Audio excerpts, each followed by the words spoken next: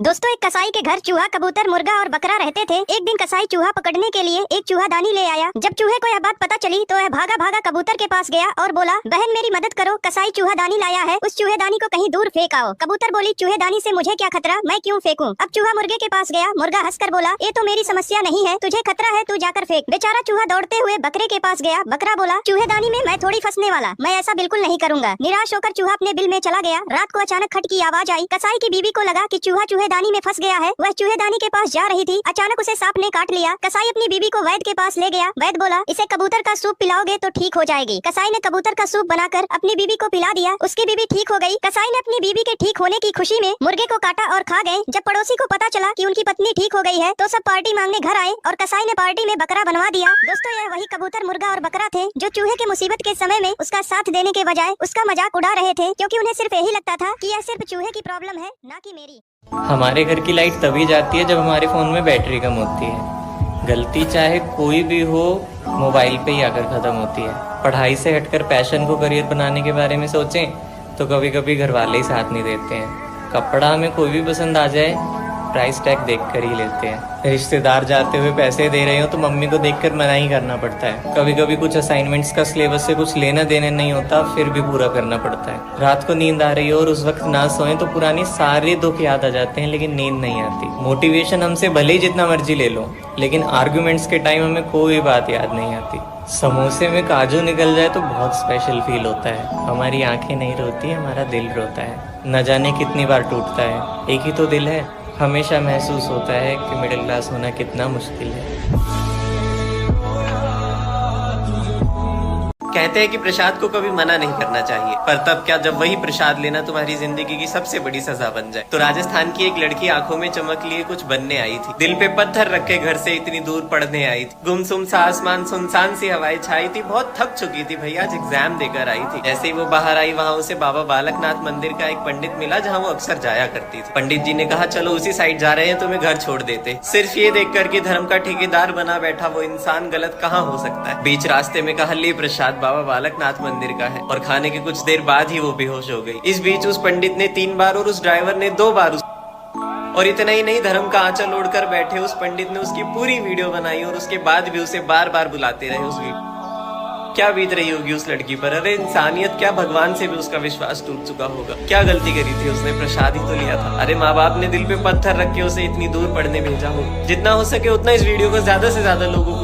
एक बार 4 आलसी दोस्त साथ में बैठकर खाना खा रहे थे। उन्होंने जैसे ही खाना खाया तो सब एक दूसरे की तरफ देखने लगे और बोले कि भाई नमक कुछ कम सा नहीं लग रहा। तो सब बोले कि हाँ भाई नमक तो कम लग रहा है। अब बात आई कि नमक लेकर कौन आएगा। अब क्योंकि चारों आलसी थे तो कोई जाना भी नहीं चाह रहा था। तभी एक दोस्त के दिमाग में आइडिया आया कि भाई एक काम करते हैं, जो सबसे पहले बोलेगा वही नमक लेकर आएगा। ये आइडिया लगा सबको बहुत अच्छा, इसीलिए चारों दोस्त अपने मुंह पर ताला लगाकर बैठ गए और वेट करने लगे कि सबसे पहले मुंह किसका खुलता है। ये चारों इतने बड़े डीठ थे भाई के बिना खाना खाए ही सो गई, लेकिन बोला कोई नहीं। अब जब सुबह उठे तो फिर से वही बवाल चालू कि पहले कौन बोलेगा। ऐसे ही करते करते इनको हो गए 4-5 दिन और बिना खाए पिए ये सारे हो गए बेहोश। जब 4-5 दिन से घर से कोई बाहर नहीं निकला तो पड़ोसियों को शक हो गया और वह दरवाजा तोड़कर अंदर आ गए और इन लोगों को देखकर उनको लगा कि ये तो मर गए। इसीलिए वह इन सबको अर्थी पर बांधकर जलाने के लिए ले जाने लगे। जैसे ही लोगों ने पहली अर्थी उठाई तो वो बंदा चिल्ला कर बोला कि भाई मैं जिंदा हूँ। और यह सुनते ही बाकी के दोस्त तुरंत बोले, सबसे पहले बोला तू अब जा नमक लेकर आ।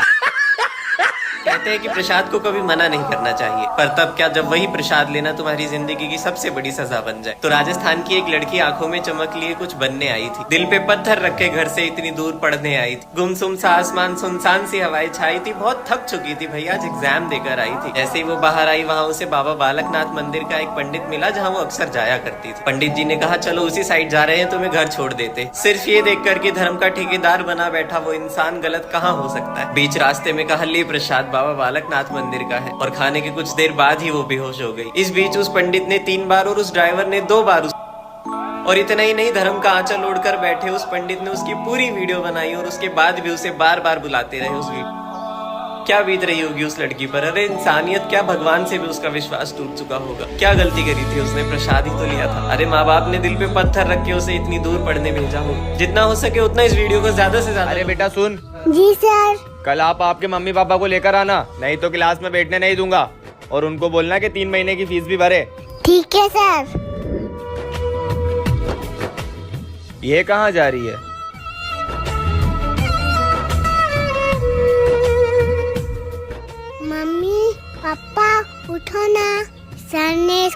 ने बुलाया है, अगर आप नहीं आए तो मुझे स्कूल में नहीं बैठने देंगे।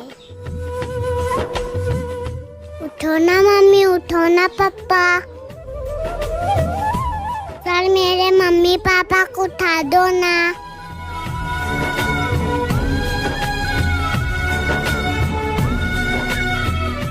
ये वीडियो पर कितने स्टार दोगे? हंसता मुस्कुराता चेहरा कभी भी रो सकता है। तू लड़की है, जरा संभल कर, तेरे साथ कुछ भी हो सकता है। ये सिर्फ एक रील या पोइट्री नहीं, ये आवाज है 2019 से 2021 में गायब हुई उन 13 लाख लड़कियों की, जो कह रही है कि अपना आंचल जरा संभाल कर रखना, अगली शिकार तू हो सकती है। तो इस बात को नजरअंदाज मत करना। तेरे जिस्म पे अगला पहरा ना जाने किसका पड़ेगा, चलते चलते कौन कब उठा ले जाएगा पता भी नहीं चलेगा। बुने मासूम आंखों में लाखों सपनों को पूरा कर पाएगी या नहीं, बेखबर होंगे सबके तू कभी वापस आएगी भी या नहीं। जब तक आँख खुलेगी तब तक ना जाने वो दरिंदा तुझे किस नर्क में ले जाएगा। रोएगी, चीखेगी, चिल्लाएगी, पर तेरी आवाज कोई नहीं सुन पाएगा। दरिंदगी आंखों में होगी, हैवानियत का भूत उस पर सवार होगा। न जाने कितनी बेरहमी होगी, बदतमीजी होगी या बलात्कार होगा। ये डेटा दिन पे दिन बढ़ता जा रहा है और शायद इस वीडियो की जरूरत हर बहन, बेटी या दोस्त को है। तो भेज दो सबको और समझा दो कि वक्त आ गया है अपने अस्तित्व की लड़ाई के लिए। अब तुझे खुद ही लड़ना पड़ेगा। अपना दामन संभाल कर चलना, अब तुम्हें अपना ध्यान पहले से ज्यादा रखना पड़ेगा। वो 3 साल की बेटी अपनी दादी के साथ खेल रही थी। 6 महीने का बच्चा कोख में लेकर रात के खाने के लिए बहू रोटी बेल रही थी। अचानक उसे फोन के रिंग की आवाज आती है। हाथों में सन्नाटा, बिना धोए वो पति का दीदार करने दौड़ी चली जाती है। बड़ी खुशी से वो फोन उठाती है और फोन उठाते ही उसे एक बदली सी आवाज आती है। हमारा जवान लहू की आग में अमीर हो गया है, 3 दुश्मनों को मारकर वो शेर शहीद हो गया है। ये सुनकर वो किसी सदमे में चली जाती है। रो रो कर उसका नाम बड़ी जोर जोर से चिल्लाती है। उसकी माँ समझ जाती है कि अब उसका लाडला घर नहीं आएगा। मायके आई उसकी बहन चिता पे राखी रखकर बोलती है, अब मुझसे राखी कौन बंधवाएगा। माँ का आधा बुना स्वेटर उसकी अर्थी पे रखकर उसका पिता कहता है, मेरे बेटे ने मेरी बात रख ली। उसकी बीवी की कोख में से आवाज आती है, मत रो दादी, तेरे बेटे ने पूरे हिंदुस्तान की लाज रख ली।